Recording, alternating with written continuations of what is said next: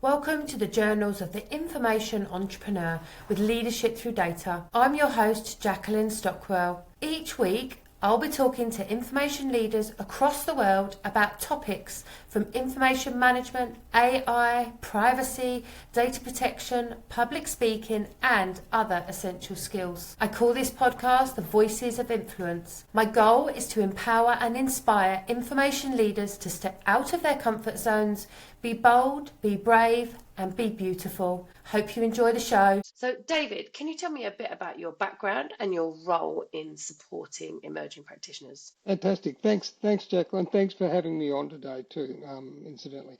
So my background is that this is my second profession. My first profession is that I'm a professional musician. I did that for five years full time, 7 nights a week and Sunday lunch. And then after that, I discovered information management or should I say records management, or should I say I learned how to push a trolley in the mailroom.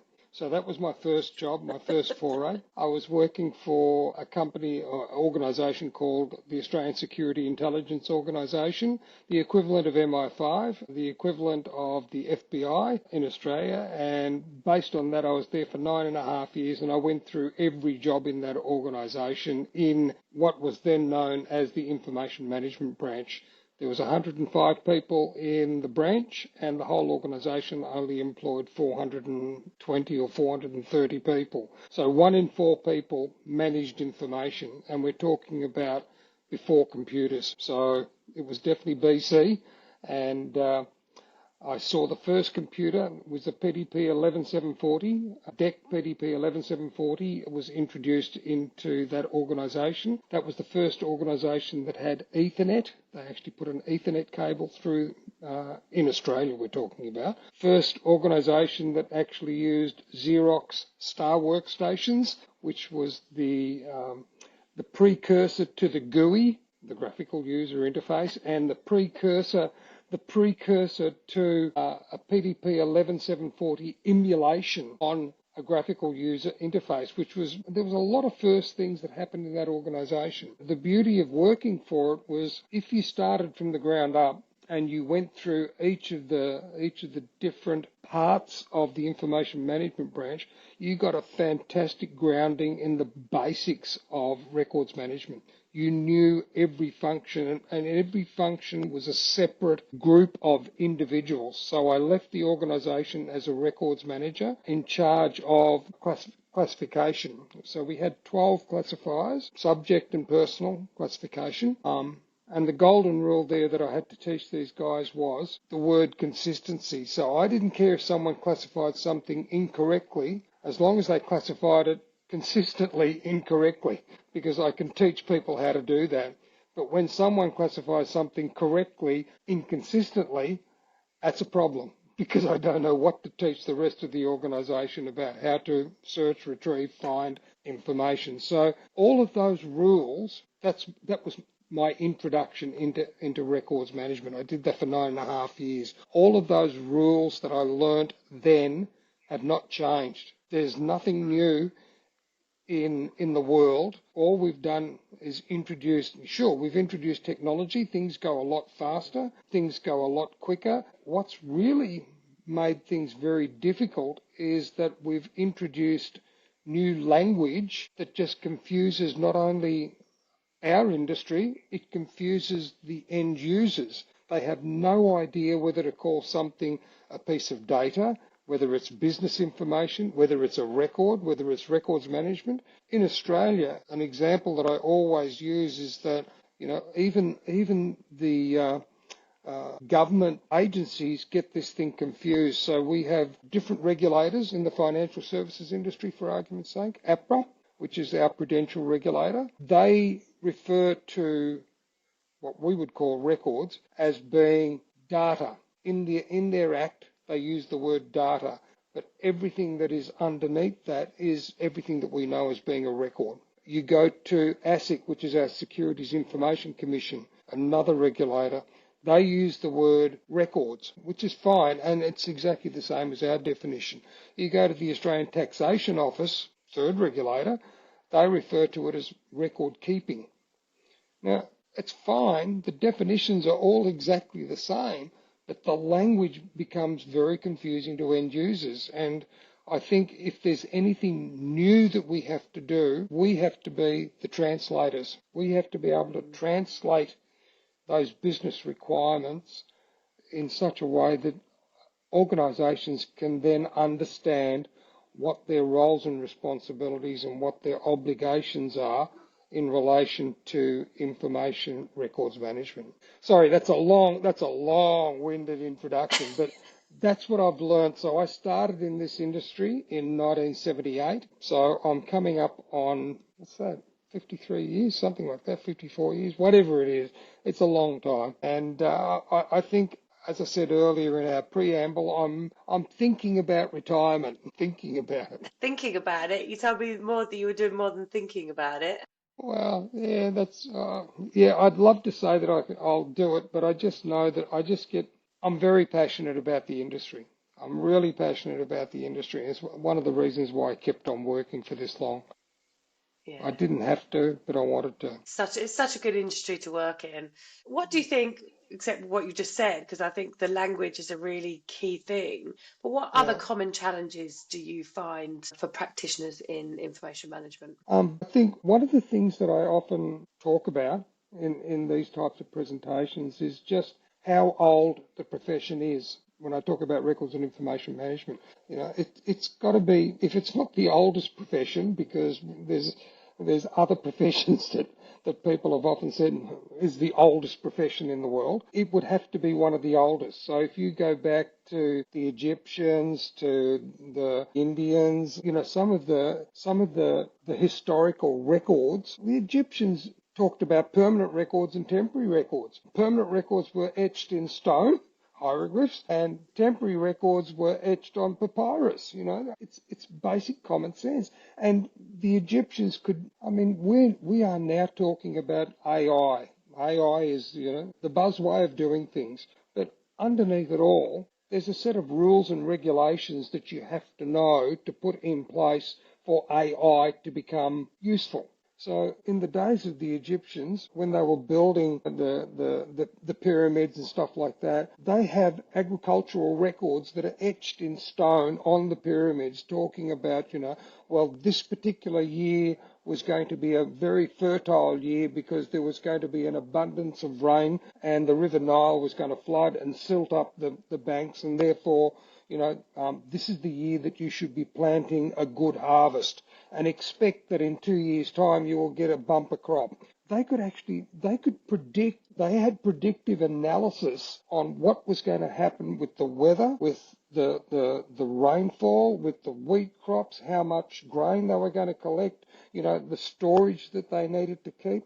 All of that stuff they knew. And what are we trying to do now? We're trying to do exactly the same thing, but we introduce technology to it. We're talking about people 5,000 years ago or more, that had that capability of being able to understand information and do analysis. Now, we are doing nothing more with AI and information management than trying to be predictive and analyse what information we have and make it useful. So my message to anyone in this industry is, don't think you have to reinvent the wheel. The wheel was invented a long time ago. What we need to do is understand the basics and make sure that those basics are in place for whatever technology is brought into place. This year it's AI. Next year or next decade it's going to be IA. I don't know. It's going to be something else. I remember when we first started talking about mass storage, someone came up with the phrase, bubble technology. So bubble technology was going to be the be-all to end-all about how much information we could store. And obviously cloud came out, and then bubble technology bubbled away. It's crazy. Sorry. No, you're good. I'm loving all the analogies and the storytelling here, David. But what could you give listeners advice on how organisations can better support? Yeah, look, I've used the word before, the word consistency. So the more and more we are consistent in what we do, and this is not just at a department, business, organisation, county, country level. This is a global thing. When we talk about consistency, we need to be global. And it's like in metadata, for argument's sake, I don't know how many organisations go and recreate metadata from scratch. They will go out and try and rediscover metadata rather than looking at the basics of what metadata does and what it needs. So that's just an example. There's lots and lots of metadata element sets out there. We need to get some consistency in those metadata element sets, even from one country to another country. So if you look at dates, the way dates are formatted, dates in America, they love going, month, day, year. And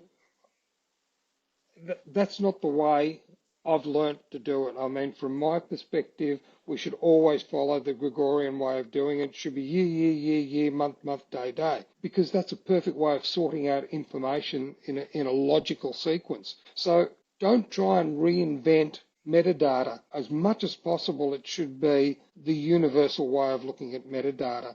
And in the same way, it's with standards. So some of you may know that my background has been, I chaired the Australian Standard for Records and Information Management since its inception up till 2017. I did the same thing for the International Standards Organisation, chaired that committee.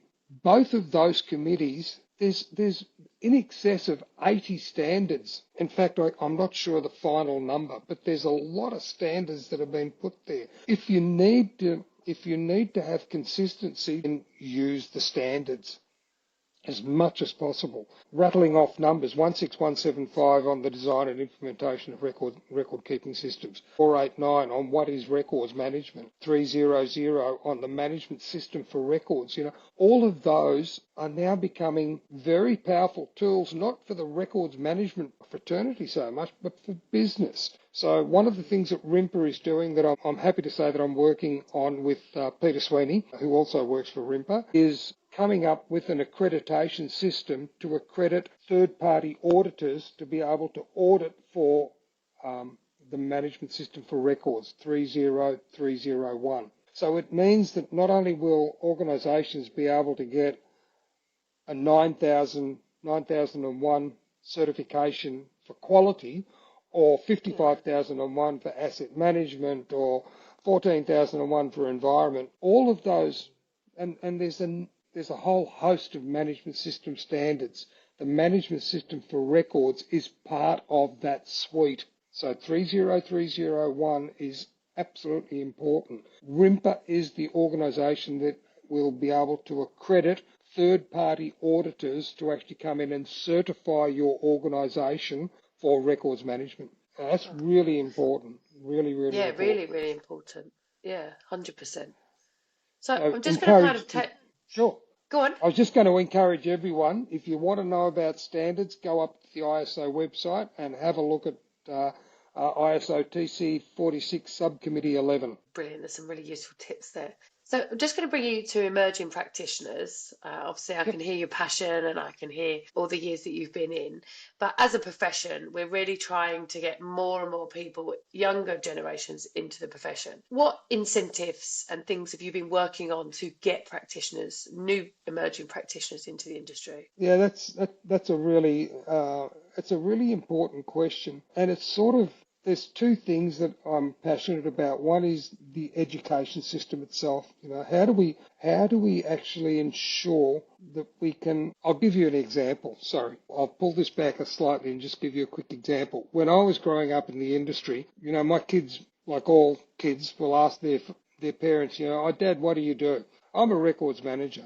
Now, if I turned around and said I'm a nurse, they would have said, "Yep, not a problem." Or I'm a librarian, "Yep, not a problem."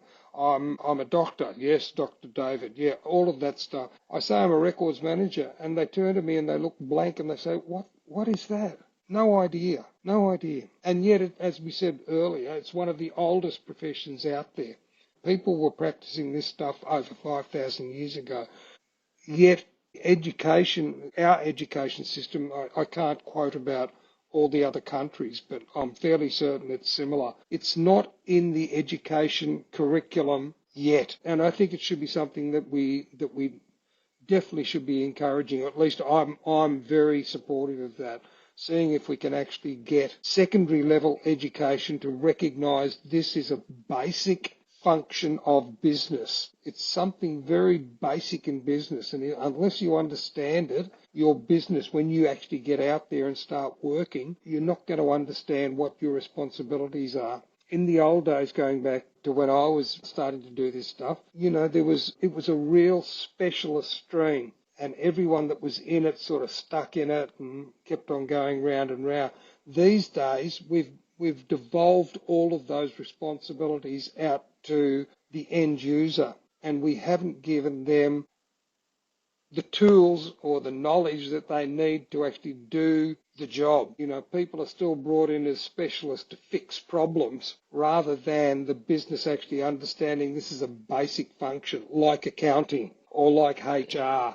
It's a basic function that you should have in your business if you want to run your business correctly. And that's why I'm saying I'm really passionate about getting people educated prior to actually launching into a profession of being a records manager. They should have some basic knowledge of what this is about. And I'm keen to see if we can actually get that happening rather than educating specialists. Now, the educating of specialists, that's a different ballpark. And again, we used to have some really, really strong courses in Australia, like at Monash University and Curtin and a few other places around Australia. A lot of that has disappeared now. Monash has still got their course, but it's less known now than what it was before, and it's a very privileged course. To get into Monash, it's really, really hard. Whereas I think we should have some middle ground where people are getting educated as specialists in records management, and then splitting off into the various areas of records management they can go into as really top-class specialists. Yeah. But as I say, what's lacking is the base layer. So where would they start? So you're coming new into the profession. What would the first thing that they do? It's really interesting. The first thing that most people do in the profession is probably an IT course, and then suddenly you'll find some people. I recently recruited a guy at Iron Mountain called Luke Golding.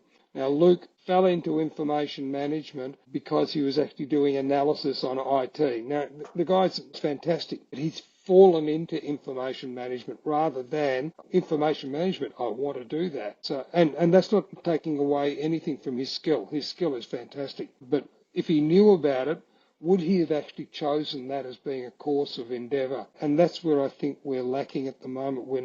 It's not seen as being a function that should be asked for. And in fact, you find a lot of IT specialists suddenly realise that what they're trying to do is actually turn business information into value, or find value in business information. And that comes down to having the basics right around how do you actually manage the information in the first place. Yeah, 100%. It takes us right round to the start of what do you call it as well when you were talking about what is it called. David, Thank you so much. Thank you so much for today. It's been really enlightening. How can listeners reach out to you if they want to know any more? Look, I was going to say, for those people who don't know, I've recently resigned from Iron Man.